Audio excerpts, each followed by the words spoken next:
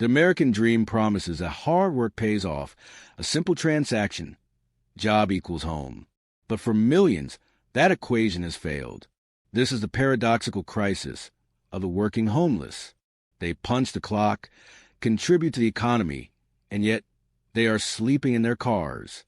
The Bureau of Labor Statistics shows that nearly 4% of the single-adult homeless population held a job in the past year, an estimated 2 million people nationwide. How is this possible? The math doesn't lie.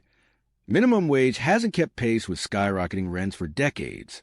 Today, we're pulling back the curtain on this hidden crisis, exploring the policies, the people, and the systemic failures that created this invisible workforce. Punching the clock, sleeping in the car, defining the crisis. The crisis of homelessness in America has, for decades, been mistakenly viewed through a singular, often stigmatized lens, one of unemployment, addiction, or mental illness. While those challenges sadly exist, the fastest-growing segment of the unsheltered population is confounding that narrative: the working homeless. These are individuals, families, and even veterans who are actively employed, sometimes holding down 2 or 3 minimum wage jobs, yet remain utterly shut out of the stable housing market. This is not a failure of work ethic. It is a catastrophic failure of economic parity. The term working homeless is deceptively simple. It encompasses a vast spectrum of housing insecurity. It includes a father who showers at a public gym before his shift, the single mother who parks her van in a retailer's lot at night, and a young person couch surfing in an increasingly desperate rotation. The statistical evidence makes the scale of this problem undeniable. According to the National Low-Income Housing Coalition, in virtually no county in the United States can a full-time minimum wage worker afford a modest 2-bedroom apartment at the fair market rent. The average housing wage needed to afford that 2-bedroom rental is now estimated to be over $28.50 per hour. The current federal minimum wage of $7.25, even work for 40 hours a week, falls short by a staggering $21.25. This mathematical gap is a chasm in which the working poor now reside. To afford that average 2-bedroom rental, a minimum wage worker would need to work 79 hours per week, the equivalent of nearly 2 full-time jobs. These figures prove that for millions, the system is fundamentally broken, placing security at home out of reach simply by design. The unstoppable ascent of housing costs. The root cause of the working homeless crisis lies in a fundamental, generational economic shift known as the Great Decoupling. Since the 1970s, labor productivity and corporate profits have consistently risen, but the wages of the average worker have remained virtually flat in real terms. While income sputtered, the cost of housing, the single largest expense for most households, exploded. Data from the Federal Reserve Bank of St. Louis shows that the median rent for an apartment in the U.S. has increased by an average of 3.5% annually over the past 2 decades. Meanwhile, the federal minimum wage has not only failed to keep pace, but has actually lost significant purchasing power. Had the minimum wage kept up with productivity gains since 1968, economists estimate it would be closer to $25 per hour today. Instead, the median monthly rent payment has soared over 30% of the median household income in many major metropolitan areas, a level considered the absolute maximum threshold for housing affordability by HUD. For low-income workers, this percentage often exceeds 50% or even 70% of their total income, leaving virtually nothing for utilities, food, health care, or unforeseen emergencies. It is this precarious balancing act that one unexpected car repair or a single sick day can tip a working person straight into the ranks of the unsheltered. The myth of the starter job. One common but deeply flawed belief is that minimum wage jobs are simply for teenagers or those new to the workforce. The starter job myth. The reality is far different. According to the Economic Policy Institute, the typical minimum wage earner is 35 years old, and the majority are women. Many of these individuals are heads of households, supporting children or elderly parents. They are not waiting for a better job. They are working essential service jobs that form the bedrock of the American economy: personal care aides, food preparation workers, retail associates, and cleaners.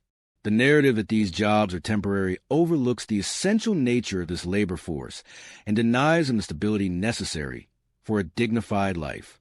The shame, therefore, rests not with the workers, but with an economy that has devalued essential labor to the point where full-time employment can no longer secure basic shelter. The retail and service sector trap. The working homeless are not an economic anomaly. They are an essential, though exploitable, component of the modern American service economy. Retail, food service, and personal care industries. Sectors often characterized by large, powerful corporations rely heavily on low-wage, high-turnover labor.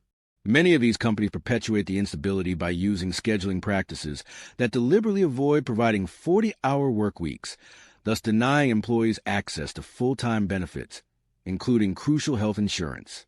Hour cutting and just-in-time scheduling are hallmarks of the system. A worker may be scheduled for a 30-hour week, meaning their gross income falls below the threshold to afford even a studio apartment. Moreover, unpredictable shifts make it impossible to secure reliable second jobs or childcare, trapping them in a cycle of marginal employment. The result is a labor pool forced to accept substandard working conditions and pay, knowing that thousands of other desperate, unstably housed individuals are ready to take their place. This creates a cruel economic feedback loop. Low wages necessitate housing instability, and housing instability makes demanding better wages nearly impossible. The child care cost calamity.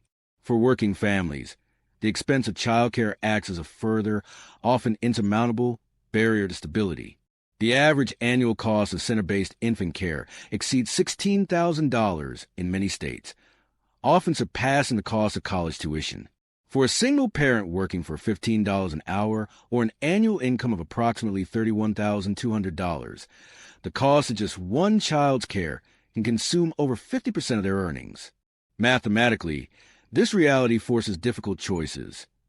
Choose a low-quality, unregulated care option, rely on an unsustainable patchwork of favors from friends and family, or, most tragically, keep older children out of school to care for younger siblings.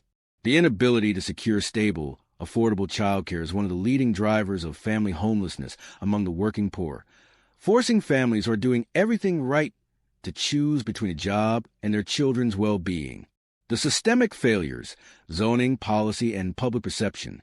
The crisis is compounded by decades of public policy choices that actively restrict the supply of affordable housing. Exclusionary zoning laws, which typically mandate large minimum lot sizes, prohibit multifamily buildings, like duplexes or small apartment complexes, and require excessive parking, effectively outlaw the construction of dense, low-cost housing in large swaths of communities. These policies are often enacted under guise of preserving neighborhood character, but have the demonstrable effect of restricting housing supply, driving up the cost of the existing housing stock, and geographically segregating the poor and working class from job centers. The National Association of Home Builders estimates that regulation accounts for nearly 25% of the final cost of a single-family home, by restricting construction of missing middle housing, small-scale multifamily homes. Cities have choked the supply line, ensuring that demand perpetually outstrips supply, thus making affordable rents a virtual impossibility for the working class. Until municipalities commit to dismantling these restrictive zoning laws and prioritizing the creation of high-density, low-income units, the supply-side pressure on rent will continue to crush the budgets of the working poor. The stigma of not trying hard enough. One of the most insidious systemic failures is the societal judgment levied against the working homeless. Despite the clear economic data, the prevailing narrative often defaults to personal failure. This stigma is not just emotionally damaging, it translates into policy indifference. Political will to raise a minimum wage, invest in public housing, or enact rent control policies is often undercut by the belief that the poor simply need to pull themselves up by their bootstraps. This individual blaming approach ignores the macroeconomic forces at play. It fails to recognize that the cost of homelessness, in emergency room visits, policing, cleanup crews, and temporary shelters, far outweighs the cost of preventative measures, such as housing vouchers or rapid rehousing programs.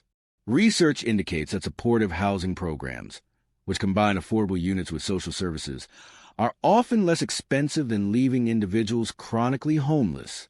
The economic inefficiency of the current crisis is a final, damning indictment of a system that prioritizes short-sighted budgets over long-term human and financial stability.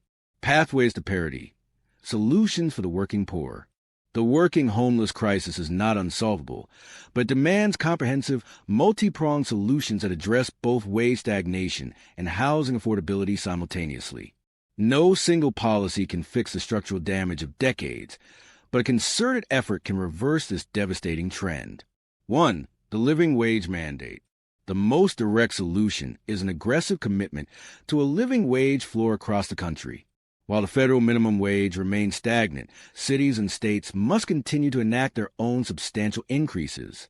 A minimum wage index to local cost of living, rather than a single national arbitrary figure, is crucial. Furthermore, policies that mandate predictable scheduling and guarantee employees full-time hours, unless otherwise requested, would restore stability and provide the reliable income base necessary to budget for rent and avoid precarity. 2. Radical housing supply and subsidies. A two-pronged housing strategy is essential. First, cities must implement supply-side reforms by eliminating exclusionary zoning, incentivizing construction of high-density housing near transit and job centers, and investing in nonprofit, permanently affordable housing trusts. Second, an expanded federal commitment to rental assistance is required. Currently, only about 1 in 4 eligible low-income renters receives federal assistance, according to the Center on Budget and Policy Priorities. Universal or near-universal housing vouchers, along with focus on housing-first models, which prioritize getting people into stable housing without prerequisites, are the most effective way to immediately move the working homeless off the streets and into stability. 3. Comprehensive wraparound services. For the many working homeless individuals who are single-parent heads of household or who are transitioning out of crisis, supportive wraparound services are crucial for long-term retention of housing. This includes subsidized quality childcare on non-traditional schedules, nights and weekends, dedicated transportation assistance to bridge the gap between low-rent areas and distant job centers, and accessible financial literacy programs to help manage debt and build savings. The cost of indifference. The story of the working homeless is a stain on the conscience of the world's wealthiest nation. It is a fundamental contradiction, a society that demands labor but denies dignity. The statistics prove that this crisis is not one of individual failure, but a systemic collapse.